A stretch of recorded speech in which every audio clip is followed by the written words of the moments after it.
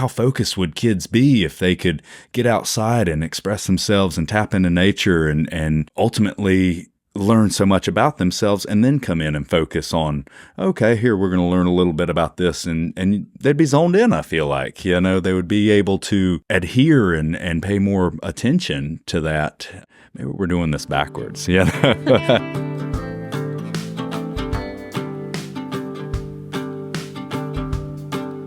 Hello and welcome back to the Hannah Frankman podcast. On today's episode, I'm speaking with Hunter Dane. Hunter is an outdoorsman who leads people on guided hunting expeditions all across both the backcountry of North America and across the world. In today's episode, we talk about how Hunter got into leading guided expeditions as a profession. We talk about how people learn how to hunt and the experiences that people have when they're in the backcountry, sometimes for 7 to 14 days at a time, completely off the grid. And we talk about the school that Hunter is now building to teach people outdoorsmanship and hunting and survival skills in various locations across the U.S., including Texas, and why he feels like this is such an important set of skills to transfer to people and for people to become more familiarized with, especially for kids. I had so much fun talking to Hunter. This was such a fun episode to record, and I hope you enjoy listening. Welcome to the podcast. Oh, thank you for having me. I'm excited to be here. I'm so happy that you took time for this out of your trip to Alaska. You're currently in the process of driving literally all the way across the continent. Putting some rubber to the road. Yeah, no, it was a welcome stop, though. I was excited to be in front of you and chit-chat about some common topics. And, it's a good pit stop to stretch the legs and talk to somebody else rather than just myself in the truck. Well, I appreciate you taking the time for this. So you're on your way to Alaska right now to lead some guided hunts, right? Yep. Tell me a little bit about what you're going to be doing. So driving across to Salt Lake to fly up to Alaska, I've got 4 guided mountain goat hunts to do in Sitka, Alaska in the southeast. And pretty excited. We're doing something we haven't done before, to where we've found a pilot bold enough to land in some glacial lakes up in the mountaintops and be able to hunt some areas that, don't really get traversed by humans a whole lot. So excited. I've got a hubby and wife couple as my first clients up there, which I'm super stoked about. They've been getting ready, for the last couple of months. And then I've got 2 past clients that have hunted with me in different parts of Alaska to come down there. So super excited. I've been getting ready myself. I'm excited to drink some coffee on the mountaintop and disconnect a little bit. How long is a normal guided hunt? Does it vary based on the client, or is there sort of a standard sort of like schedule or run of show that you usually run people through?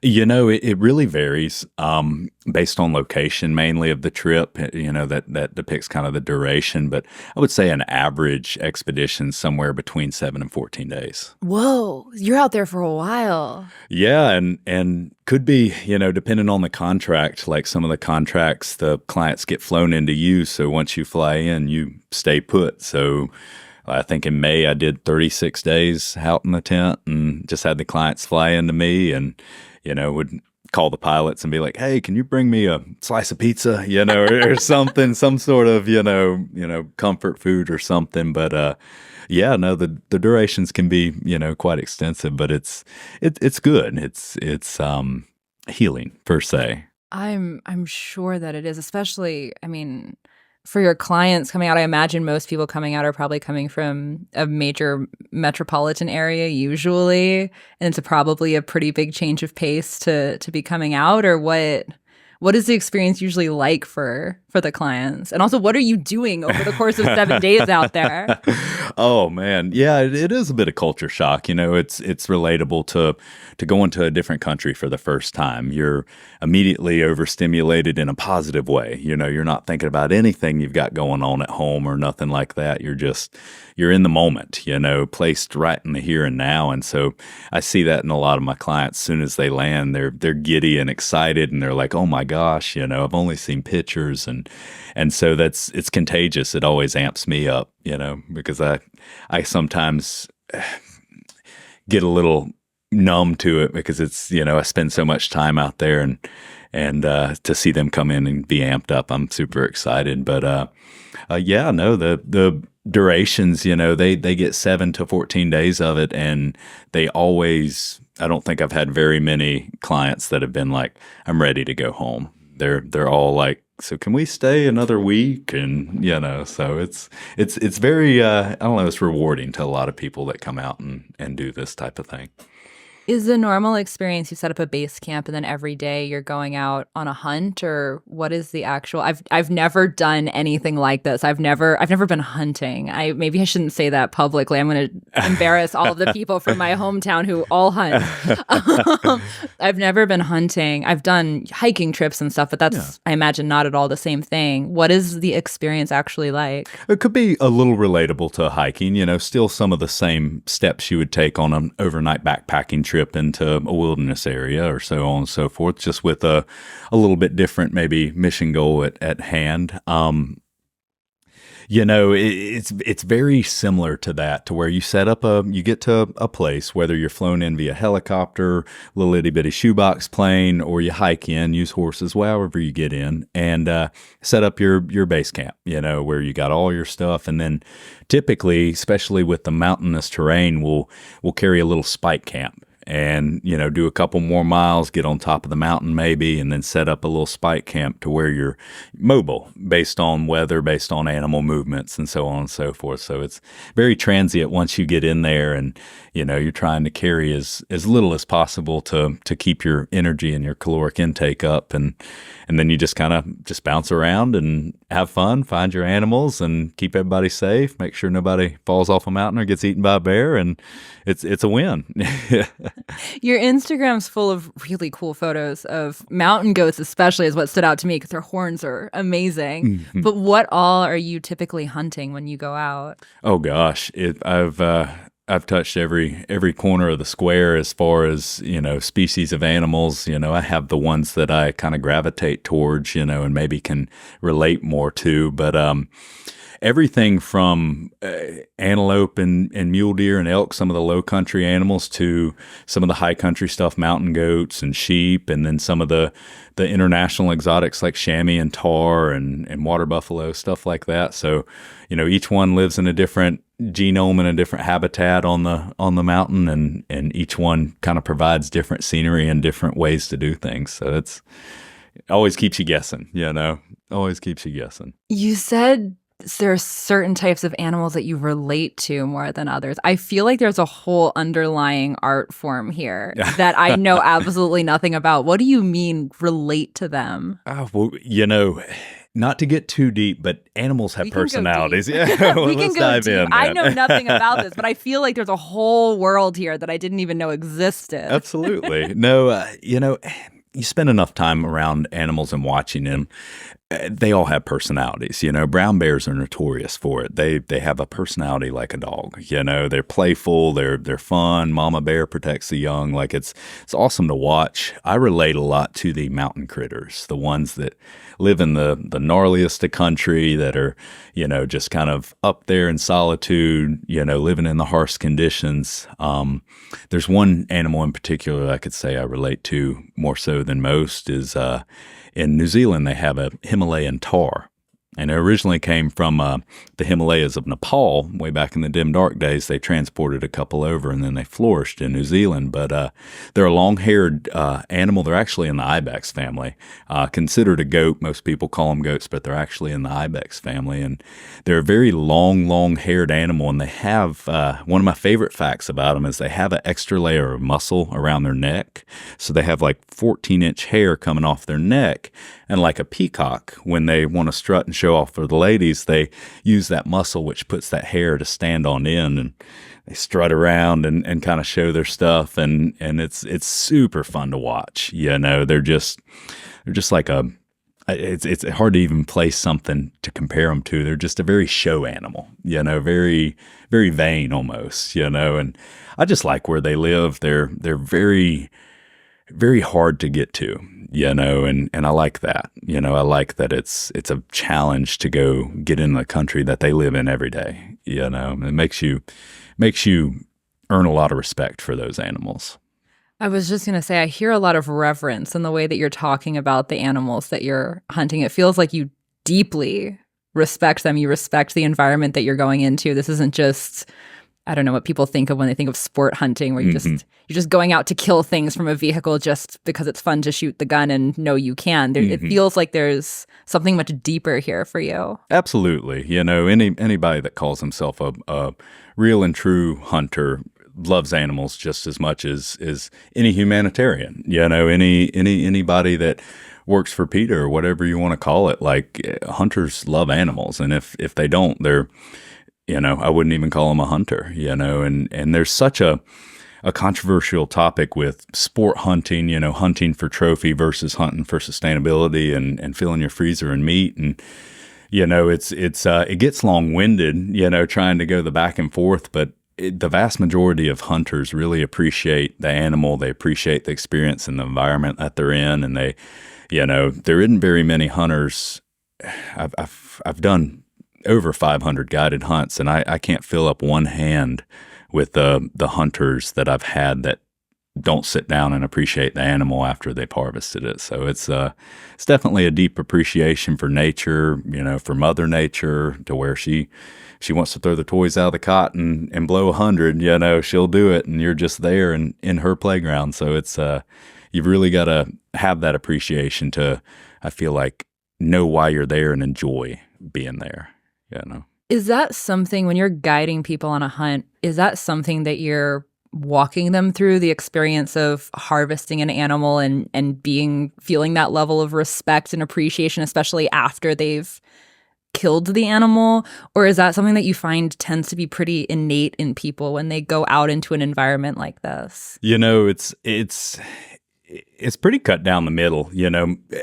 A good majority appreciate it before they come, and the other part of my job is a mountain therapist. I've got you for 14 days, you're stuck with me. So I definitely, the guys that I can kind of see that are a little more on that trophy realm, I definitely ingrain in them. It's about the experience and connecting with nature and being out here and detaching from, the societal aspect of a lot of things, and more so than not, I'm hitting home runs with those guys, and by the end of it, they're like, wow, I thought one thing for the longest time, whether it was, measuring my masculinity based on the animal I killed and so on and so forth. And now it's like, wow, you're right. This is not just about harvesting the biggest trophy animal. It's about everything else. And I get through to, I'd say, over 90% of the people if they're not already on the same boat.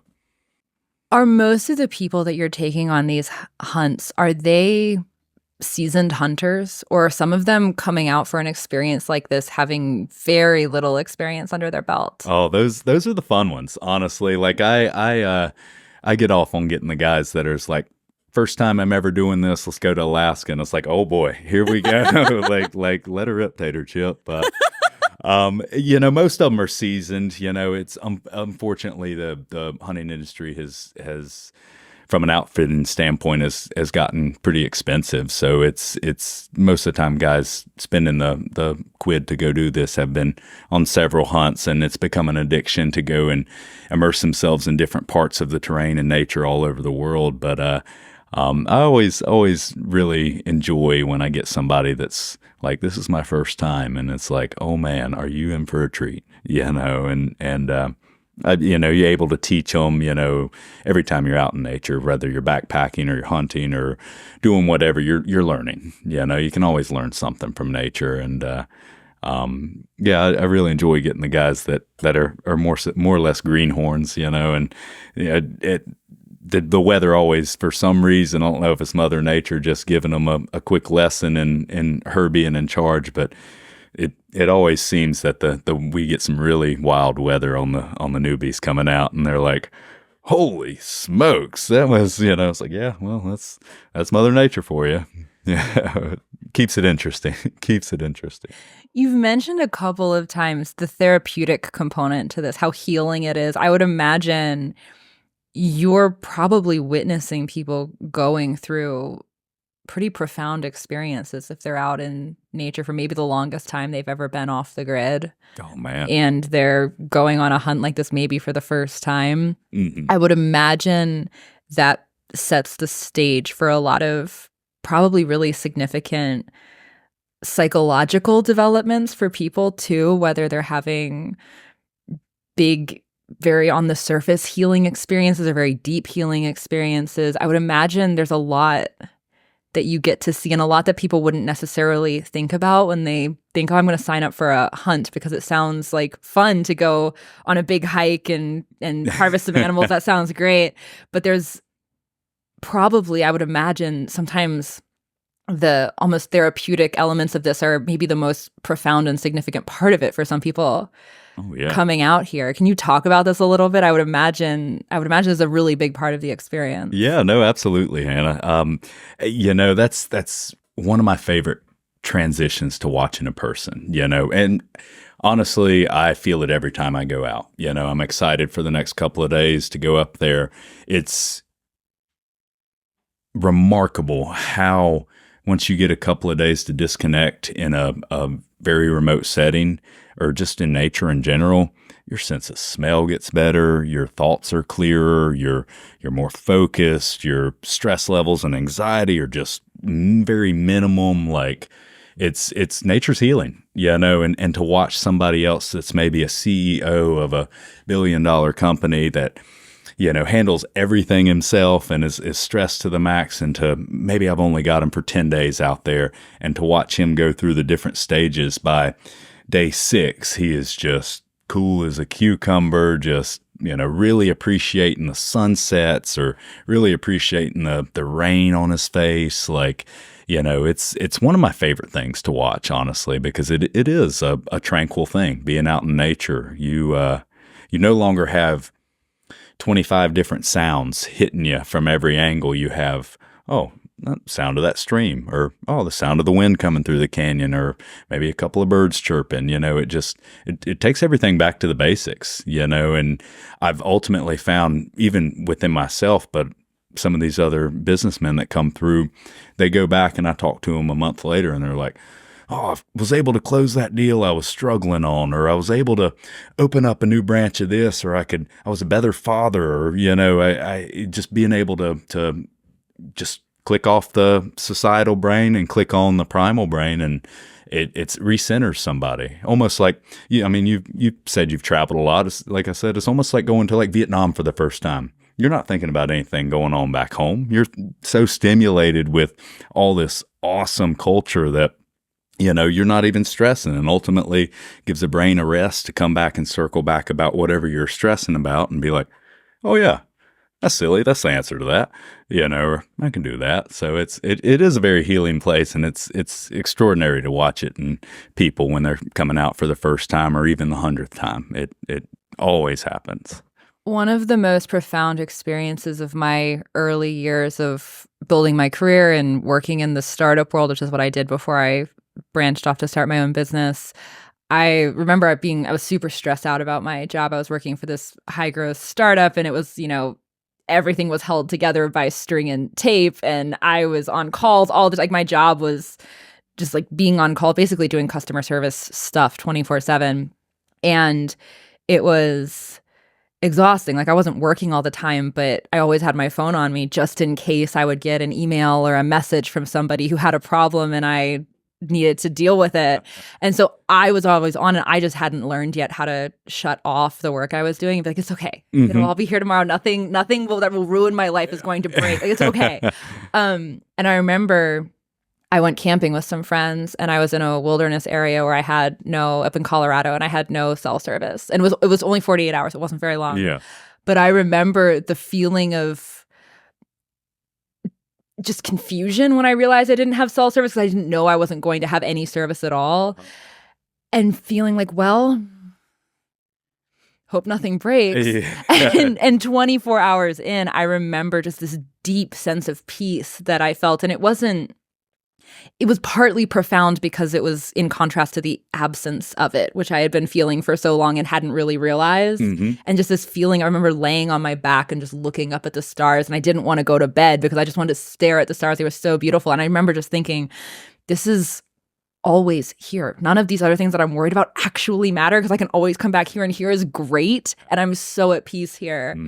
And that, I came back to that many times after I'd been on that trip and I was back to work. It was, and that's nothing compared to the experiences that you're talking about, but it was such a pivotal moment for me because I hadn't realized how stressed I'd gotten. I didn't know how caught up in all of the things I was until I was able to disconnect from it and have nothing for a weekend. Absolutely. And then everything felt so much chiller after that. So I would imagine if people are going from the highest stakes environments you're talking about to being off the grid for a week or 2 weeks at a time, I can only imagine the magnitude of that. Absolutely. Well, you felt it. That's it's hard to even scale and compare the magnitude because whether it's 2 days or 20 days, you're still feeling that same disconnect and reconnect with nature and leaving everything else that we have been learned to think and do and know and so on and so forth. But ultimately, this was from the dawn of time. Nature has been that outlet for people, whether they're living in nature, whether they're using nature, or whether they're just using it to escape, like what both of us do. It's a medicine. And that is it really excites me hearing that story and hearing that you've got to taste that a little bit and continue and run back to it, as a place of solitude and healing, to be like, all right, well, I'm going to turn the button off for a little bit, and I'm going to go out here and bring my stress levels back down and cortisol levels back down, and that's what it's there for. It's it really excites me to hear that you went through that process of, oh my gosh, okay, what am I going to do? My phone, it's not working, and then like 12, 18 hours in, you're like, what phone? Yeah.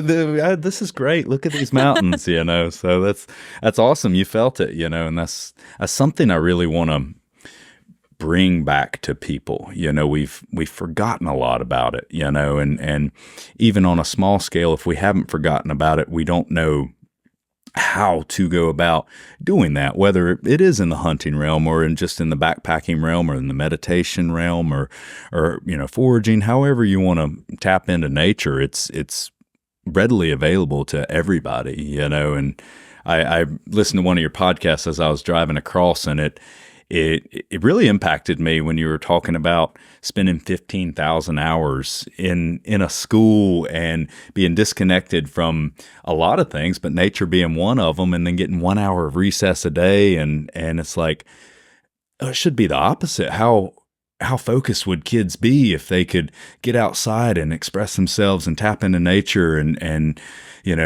ultimately learn so much about themselves, and then come in and focus on, okay, here, we're going to learn a little bit about this, and they'd be zoned in. I feel like, they would be able to, adhere and pay more attention to that.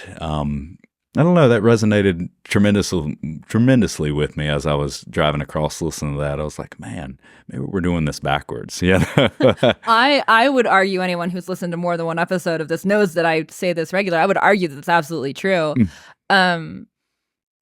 This is one of the things, what you just said is one of the big reasons why people pull their kids out of traditional school. It's very common for people to go from traditional school to become a homeschooling family and to build their children's day around optimizing for free space. Yeah. There's a whole movement of people who want to live out in the country and have their kids just, they call it a free range childhood. Just let their kids wander and roam and play in the woods. Feral, Yeah. And then when they come in, I had a childhood that was very much like this. I did my schoolwork in a couple hours a day until I hit high school, and I kind of became a little bit of a nerd, and I wanted to be doing school all day because I loved reading and learning. Yeah. But part of why I loved it is because I'd been allowed to do it on my own terms for so long that I'd never developed a distaste for it. I thought it was fun because I could go play outside in the woods all day and then, do a couple hours of schoolwork and read a book, and it was great. And I think, everything that you're saying, one of the things that I just feels so obvious to me is that we're so disconnected from this, and that's very anomalous in the course of human history. Even 100 years ago, or maybe 150 years ago now, but when it was, we didn't have electricity, and we didn't have the things that brought us light when it was dark out were expensive and hard to come by. They were precious resources. You weren't sitting up all night with all your lights on, just hanging out in your house because day and night didn't matter anymore. You were somewhere where you probably could hear, if you weren't in the city, and most people weren't, you could hear the cicadas in the summer at night and the birds in the morning, and you were very connected to the nature around you, even if you were living in what would feel like a very domesticated piece of land, a farm or a village. You were still in the patterns of nature. The weather affected you at a level that it doesn't now. I drove up here to do this interview, and I didn't have to look and see what the weather was going to be, because it doesn't matter. I get in my car and drive here, whether or not I'm going to be driving through the rain or a thunderstorm, or it's going to be cold out. It doesn't affect how I get here. And that's crazy in the span of human history. And I imagine that you really feel that as somebody who's out in nature you're spending way more time in nature than you are somewhere like this. I would imagine this is much more real for you, and you feel this pain much more acutely of how disconnected all of this is from that. Absolutely. I mean, don't get me wrong. I love air conditioning. There's some conveniences that it's just like, man, I can't wait, to get back to that kind of stuff. Like a chair, for instance. That's one thing I crave, and I'm too stubborn to bring one with me because I don't want that disconnect. I like craving a chair, but sitting on a chair with a back on it, something that I don't have out there and I crave. But you're absolutely right. I feel very fortunate to be able to see both sides. I enjoy our conveniences and I understand them. And I that's just industrial age, inventive brains, of course we're moving forward. But I sometimes venture to say, when I come out or go in, are we moving forward? Like, air conditioning's great. Don't get me wrong. I don't want to give it up, but like, we're moving forward, but I feel like we're moving away from like things that actually matter, and it's kind of camouflaging the basics of what us as humans need, and I felt it a lot, for when I was younger, I would do long stints. I would go 70 days out, come back in, do some laundry, get a steak, get drunk, go right back in, and so I've talked to a lot of other guides, male and female, about this, and that would do big stints in Canada or so on and so forth. And so there is a fine line. There's a lot of mental capacity that comes into play, and mental strength that comes into play, because there is sometimes an adjustment period to where if you spend a lot of time remote and then you jump back into a city, you're like overstimulated to the max. Anxiety sets in, and you're just like, whoa, overload. And what I used to do, I would do big stints out and then, maybe take a week off and come in, and I would go to a concert or EDM show or, whatever it would be. Yeah, no, I would go from one stream to the other just to kind of saturate myself with all of it so that I could transition back really quickly. Does that work? If you go from being in the woods for 70 days to an EDM show, is that sounds like torture. It's like, yeah, it's like throwing yourself to fire. It's like forcing yourself. Okay, you're going to readequate very quickly. You're just going to do this, and it worked for me. I mean, you still have times, and any guide that spent any amount of time, or anybody in general that spent any amount of time out, can say, yeah, there's always adjustment period. It's weird going in Costco and there's so many people, so many sounds, but it's something that you learn to adapt to. I'm a social person by nature, so after I've been talking to the marmots and the grizzly bears and stuff like that for 70 days, or having one person in camp that I'm talking to, it is nice to go and be social again. But it's definitely, you can see what we used to 150 years take from it, just like you're saying, checking the weather before you walked to school, or or so on and so forth. It's such a interesting realm to see that we're so much more advanced, but we're losing sight of what is really our basic needs as a person, and how honestly, I feel like we're so much more productive when we just keep it simple. But This might be too broad of a question to answer, but I'm gonna put you on the spot, and you can redirect this if this is not the right way to frame it. I defer to you on this one. Um, I feel like part of what you're saying is that we're just missing things that we used to know or that used to be touchstones of how we related with the world around us. We were much more in tune with nature and the weather and the seasons and all these things that don't matter anymore. My house isn't like this, but the average person's house, like you could have your house be 7 degrees all year round and it doesn't make a difference. Exactly. And yet we wear seasonal clothes, which doesn't really make sense. But fashion. It feels like you probably have a sense of things that to you feel like lost arts.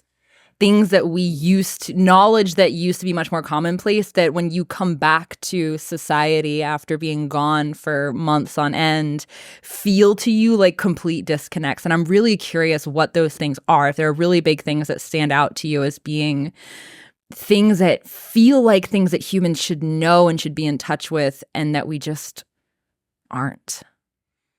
For risk of being too shrewd, yes, I agree. I think it is kind of dulling our edges, and for lack of better term, making us a little soft because the conveniences are all here.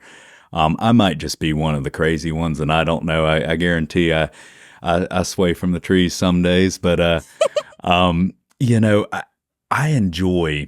I found myself sitting on my porch. I live on the beach, and I was sitting on the porch, and the cars going by, people going by, going to the beach, and it's a beautiful day, 75 degrees, and I found myself missing bad weather, like in a sense of just like thinking back to maybe getting caught in a snowstorm and hiking out with an elk that was just harvested on my back. I found myself like, man, that kept me diligent. That kept me fresh. That kept me like, okay, I have to get back to the camp or the truck or whatever. There's no, oh, I'm just going to stop and take a break. No, it's cold. It's dark. It's, hypothermia is a real thing. Exhaustion's a real thing. And it's like, it keeps you almost in a manufactured mindset of keep going. This isn't that bad, embrace this, and go on. And I miss that because I feel like when I'm at home, whatever I'm doing, I'm so comfortable. And I mean, again, to circle back to traveling, when you take a solo trip internationally somewhere, you're getting completely out of your comfort zone.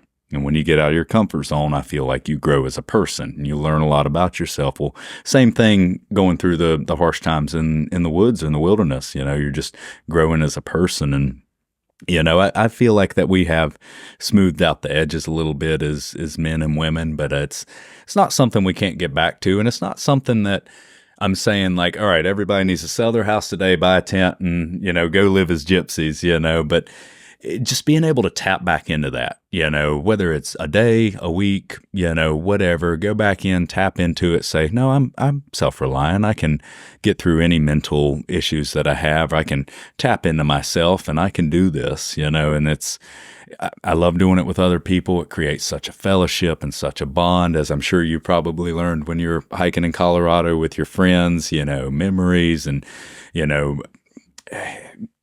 good weather doesn't really make a whole lot of memories, if you're with three friends and you got rained on all night and everything got wet, but y'all still had fun and got back to the bottom to where your cars are, maybe had a beer and a burger and we're talking about it. Like, it's like you create a bond, but there's so many different facets I could talk about with that. I know my realm's a little bit more extreme than the average person, but the basis I feel are the same, even just taking a walk once a day outside in a greenway away from the cars and leaving your phone at home, it's, you're able to tap into a little bit of it, How did you make a career out of doing this? Because I think this is the kind of thing that most people would hear about and say, that sounds really awesome, but they wouldn't know it was possible to do 11 months out of the year. Heck, Hannah, I didn't know it was possible to do 11 months out of the year. I, for lack of a better word, I had something that I wanted to do. I wanted to work in the outdoor industry. And, blind luck led me to one place, which led me to another, which led me meeting this person, which getting hired here. And just the ultimate snowball effect. I knew what I wanted to do, and I knew it wasn't in North Carolina. And, it took me, the first place I went to was Washington State, and which led me to 2 years of wandering around out west, picking up odd jobs, trying to figure out a way. And finally, a fella asked me if I wanted to guide elk hunts, and I said, I don't even know what an elk looks like. And, took me under his wing and kind of showed me his ways. And then I was immediately like switch turned on, like, this is what I'm going to do, what you are providing for people and the smiles and the memories. And it's just like, yeah, this is, oddly enough, my name's Hunter. So yeah, this is what I'm supposed to do. So yeah, it feels a little bit like destiny. You were given the name Hunter right from that must feel like almost too on the nose, maybe. Yeah, somebody's got a sense of humor somewhere. It's fun. I like to teach. I like putting smiles on faces. I like, in whatever realm, being able to provide an experience to somebody, whether it's a conversation, sitting at a diner, or a hunting experience in New Zealand.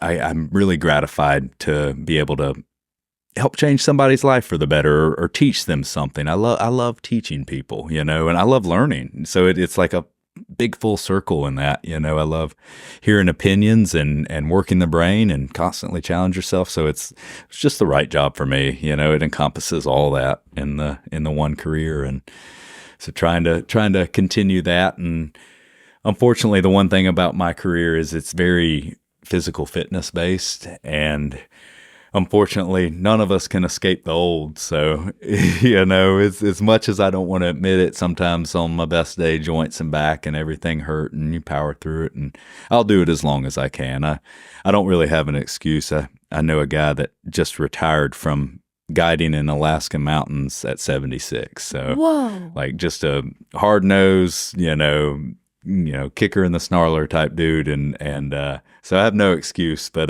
definitely want to, look at different avenues. I can relate to a lot of the things that you stand for in the education realm, and trying to get kids the right education the right way.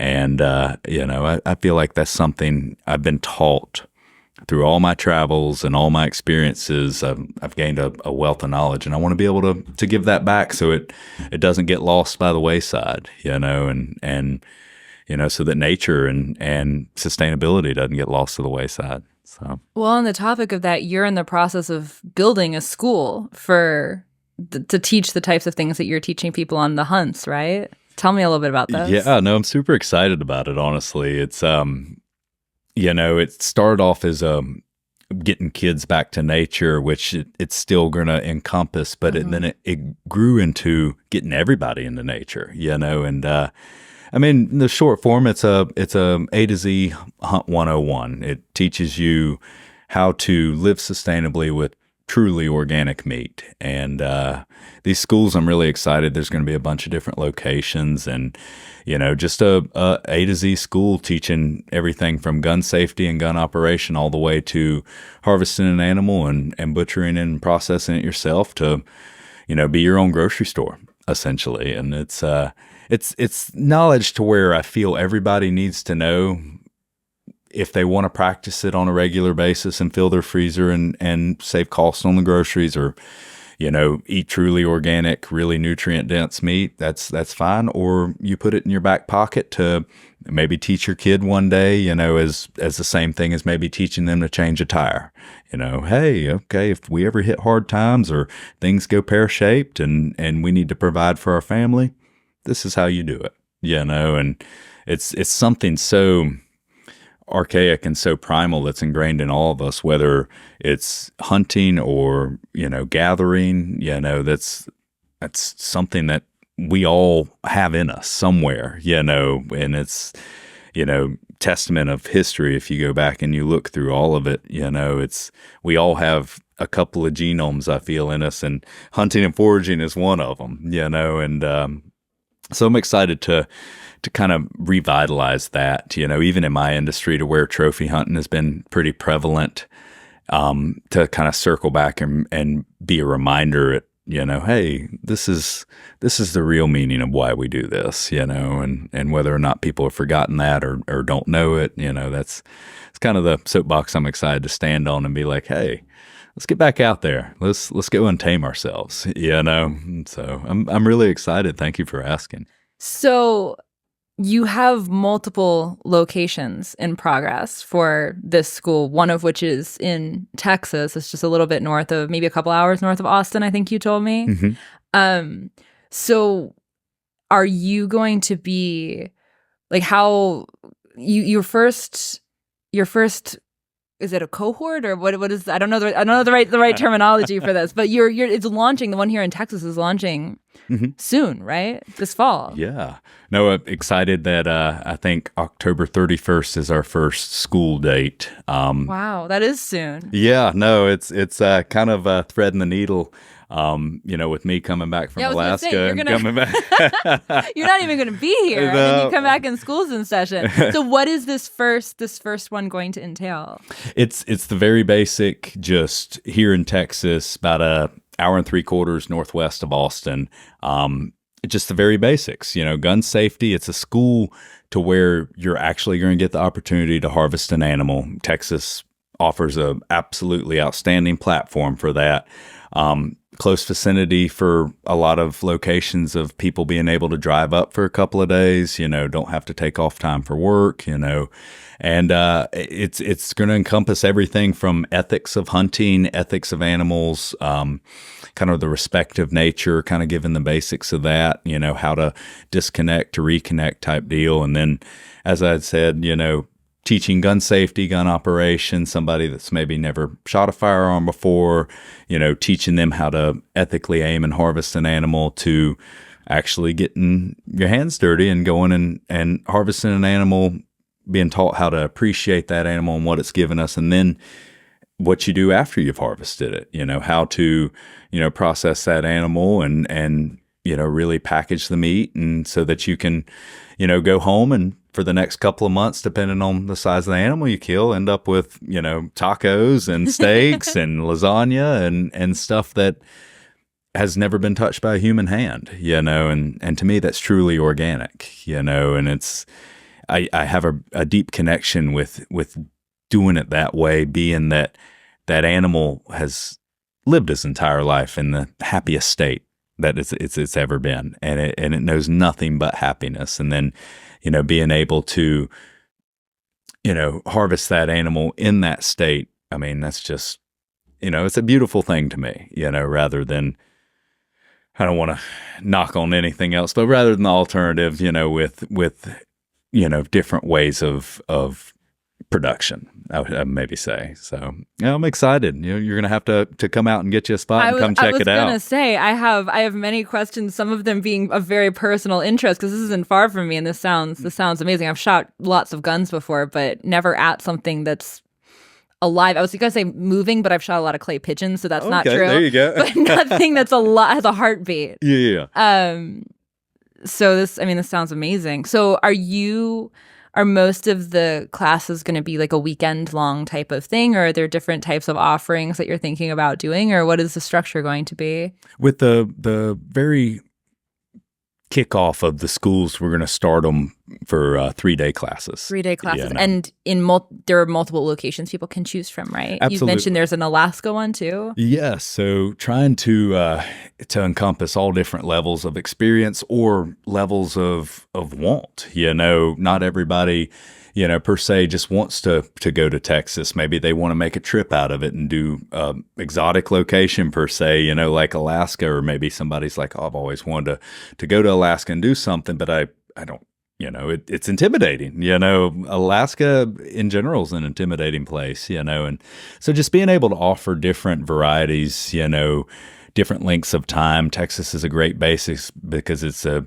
quick, easy, simple go and get an abundant amount of information, a lot of skill set and education, but also come home with a lot of sustainable meat for your freezer and, doing locations in hopefully in Wyoming and Idaho and Alaska, and then maybe, as the ball starts turning, look into doing some international stuff in New Zealand and maybe Spain. So, it's really a growing thing that as it gains traction will just, I would love to let this gain traction, do some meditative retreats, and go up onto the backcountry maybe in the springtime with a group and be able to tap into nature and do some team building exercises. So even if it's not the hunting, there's so many facets that I want to grow this into and bringing people back to nature. But figured I'd start with what I know best and start with the hunting. That's amazing. So do you have this first one on the books for October? You said the last weekend in October, beginning of November. Mm-hmm. If people are listening to this and they're curious, are there other dates that are on the schedule either tentatively or definitively, or will they be announced after the first one? Or if people are like, I already have plans that weekend in October, but I want to do something like this. Absolutely. No, I mean, the best way is to jump on the website. We are going to do 3 dates, from October 31st to, I believe, November 15th. We'll do 3 different schools. Oh, whoa. Oh, amazing. Okay, well, my previous hypothetical excuse no longer applies.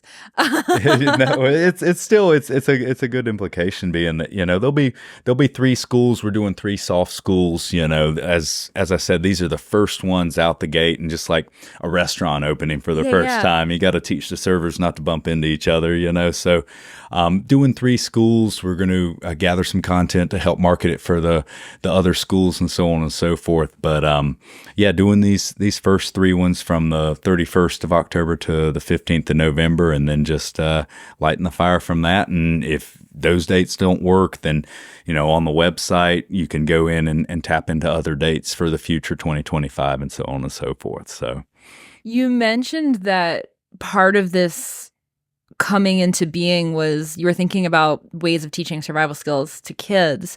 Are these schools adults only, or can kids attend too? Absolutely. No, we highly encourage, mother, daughter, mother, son, father, son, cousin, whoever, I think we're trying to stay at about age 8 plus, just for obvious reasons. Yeah, absolutely. But no, it's completely encourageable to bring your kids, or, bring your neighbors, bring, your whole family and friends, and book out the whole school just for y'all, and that's something there's aside from just the education purposes, at the end of the evening in these schools, when we come together for the fellowship and the, overview of the day, there's, a lot of times where we're encouraging, like, hey, bring your kids when the day's done, go fishing down at the pond down there, go have a little disconnect time. And so, yeah, absolutely. All ages, all genders welcome. Have you taken kids on these 14-day hunts too? Oh yeah. Tell me about this. I imagine that's an entirely different experience. It's fun. I love kids as far as that realm goes, because they're sponges. They're excited about everything, The adults are excited, but the kids are just like, just fun to be around. And I think one of the youngest that I've had, a father brought his son and his daughter, they were twins, to Alaska on a sheep hunt. And sheep hunting is you're up in this stuff. You're in the, it's not like level 1, you're immediately jumping in a race car, and so I was pretty astounded that he decided to bring his kids on a sheep hunt, but I was quickly impressed. I think they were both 12, so they were getting up there. Maybe not more so kids anymore, but adolescents. Yeah, adolescents. Yeah, and starting to feel out how they interact with the world as independent entities. Oh, it was awesome. Out hunting some sheep. Yeah, no, oh man, they did really well, just asking a bunch of questions, never complaining, I swear to God. It's tough with some of these 60-year-old men that I might take in that. I get more complaints and agitation like they were a 10-year-old versus the 10-year-olds that I've actually taken, more mature. But Yeah, no, kids in the mountains, kids, that's a big standing point. I really, as you mentioned, you being outdoors when you were a kid, that really just helps format who you are when you're younger. And like you said, it made you more interested in education, and I had something, a similar background as well. I was interested in education if I could go and be outside, My sister, you're going to love this. My little sister, we were homeschooled together. She was fine with doing school, but only if she could do it in a tree. There you go. There you go. Classroom session in the tree. We still have a letter somewhere that she was drafting to someone that she never actually sent, where the first line is just, I am writing this in a tree. And it was all phonetically spelled. The tree was spelled CHREE. Oh. She didn't know how to spell yet. I love that. But she was happy to do it. She just wanted to be very in nature. And then she'd do her work. No, see, and there's something to be said about that. I have a bunch of friends that homeschool and they travel around and, and it's, I seen one of them. He's a guide buddy of mine, one of the OGs. I've known him 20 years. We cut our teeth together in Alaska, and he has a 4-year-old daughter, and they travel around the U.S. when he's not guiding. And we had a talk about it, and I was worried. I was like, oh man, before I knew what I know now about the public school and education and stuff like that, I was like, oh, I'm worried. Is she not going to get the social aspect or, the proper education or whatnot? Because we're so funneled into the proper education as the public school system, and that's all I knew. And anyway, I saw her a couple of months ago, and she's 4, and holy smokes, I was like, wow, so smart, so socially active, like every corner of the box was touched, and 10 times more so than I feel like a child that's in first grade in one of the public school systems. It was like, to me, I don't have kids, but when I do, it's a no-brainer. Like, absolutely no-brainer to, and the amount of education she's getting from traveling too, meanwhile she is doing her at-home schoolwork and then getting to bond with kids maybe in the RV park or so on and so forth. It's like, what? It's like, why would you ever think the latter, It's like, I don't know. Kids need to be outside, kids need to be in nature. Adults need to be outside and in nature. And you can see it a lot with kids and how much they absorb their education. Testimony with your sister, if she can just sit in a tree and do her schoolwork, it's something to be said about that.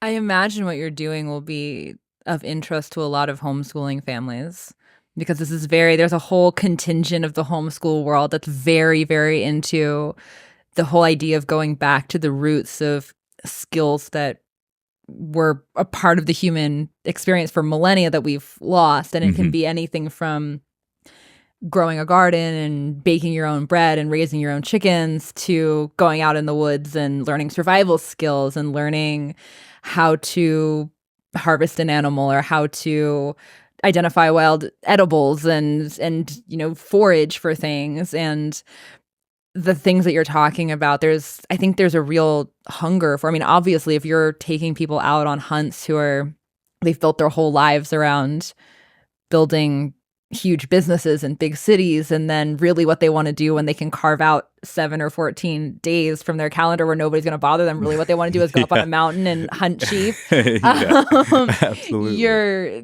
There's something in here that people feel, this desire to go and have these experiences. But I think the types of people who are exiting the system and starting to ask questions, one of the places that it starts, I think, is education and how they raise their kids. But I think it's coming from a similar place. Absolutely. Of wanting to go back to an experience that feels more tailored to the human and not just what's going to make sense in a huge nationalized system and what's going to be convenient on those terms.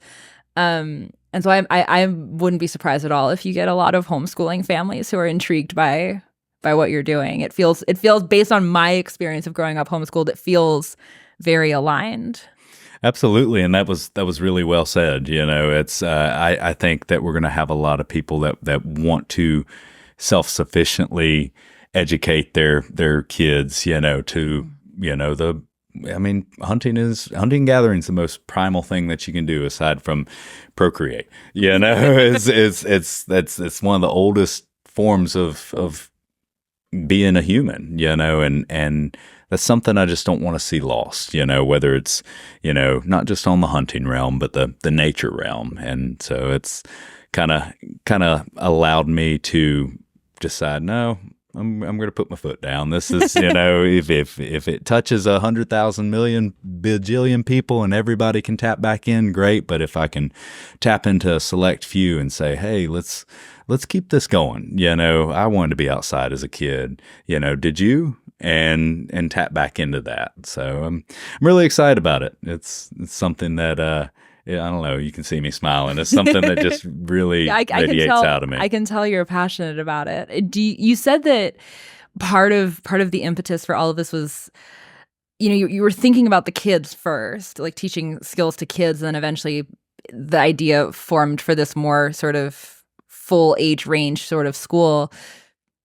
If for parents who are listening to this, of which there will be many, and they're thinking about what you're saying and how to apply it to the education of their kids. When you think about teaching kids survival skills and hunting skills, I mean, I know that's sort of a subcategory of survival skills, but these different categories of, you know, outdoorsmanship and hunting and surviving when you don't have all the gear that you need, or, you know, whatever the big things are that you think about when you think about bringing these things to kids. What are the big skills? If you could go into schools and teach things, or you had a large audience of students who wanted to come in and said, Hunter, teach us these how to do what you do. This is so cool. Mm-hmm. What would be the things that you would teach? What are the most important skills in your mind for kids specifically? Well, that's a great question. Immediately what comes to mind is just get them outside. You know, get them dirty, let them enjoy the outdoors. Let them climb a tree, you know, let them run around, let them take off all their clothes and jump in a lake, you know, and find some enjoyment and a connection with the outdoors. And then once you do that and they find the outdoors a sanctuary and a happy place to be, then you can hone it in and kind of teach them, you know, oh, okay, well, this is everything that comes with that, you know, and you know, teach them the dangers, but also teach them what it can provide you. And that's, I mean, it spider webs into a million different things, but the first thing and the most important thing is just get them outside, let them fall in love with it, and then you can, you know, everything else falls into place, and you can teach them anything about it that you would like, you know. I'm laughing because this is such a perfect answer, because this is when I'm talking about to parents about teaching their kids, usually more traditional academic subjects, because that's what the first thing that people think about when they think about education is, okay, well, my kid needs to learn how to read and write and understand the government and all of these things. That's always what I tell parents, especially reading is a really good example of this. If parents want their kids to be readers, the last thing in the world you want to do is sit them down and just start drilling reading. Yeah. You want to read them stories. You want to expose them to books. And if you have a kid who knows how to read and learn inside the system and doesn't want to read because they think it's boring, go buy them really fun books and let them read something just super exciting to them. Go let them get crazy lost in a story that let them read Redwall or Harry Potter or something. Let them get totally lost in it and let them rediscover the love. And then you teach them the actual skills that they need. Okay, there are some words in here that you don't know. Let's work on expanding the vocabulary. Or there are some, you know, things in here that you're curious about and it's taking you down rabbit holes that aren't just fiction. Let's talk about how to read books that are a little more difficult to digest, but that are going to answer the questions that you have. But you know you love the thing. You've experienced the joy of it. If you want to raise readers, I always tell parents, just read to your kids. That's more important than anything else. It is more important than teaching them the actual skill of reading. That's important too. But really the foundation is that you've read to them and they think it's fun. And that's true for all of learning. You expose them to it, you let it be fun, and then you start teaching the stuff. So I love that that's the answer, because that was perfect. That was so great. Hunter, this has been really, really fun. I really appreciate you taking the time to do this out of your trip.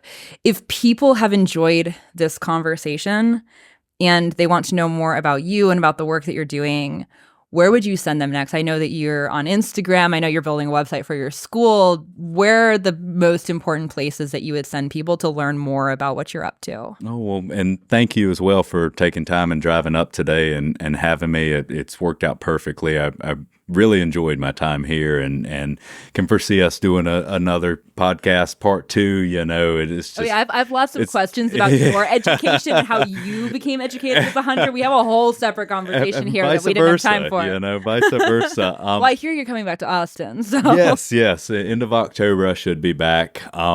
If anybody's interested in just tapping in or learning more, you know, obviously Instagram's a great portal for that for me personally. It's Made Untamed at Instagram, or my personal Instagram, hunter.dane.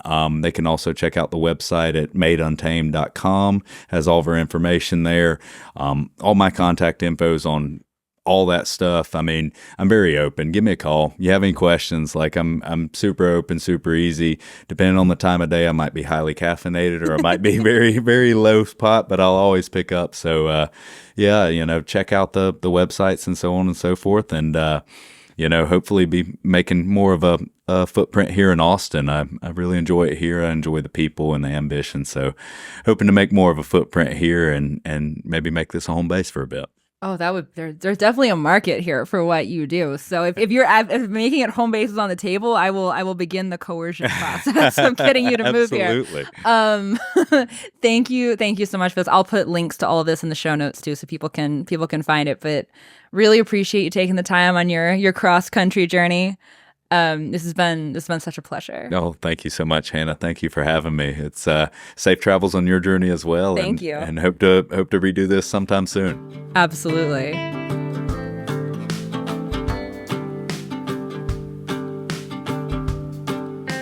All right, my friends, that is a wrap for today. Thank you so much for listening to today's episode. I hope that you found this valuable. Please leave a 5-star rating on Apple or Spotify. Please like the video on YouTube. And please don't forget to subscribe on whatever platform you listen to make sure that you don't miss next week's episode. Thank you so much, friends. I will see you next week.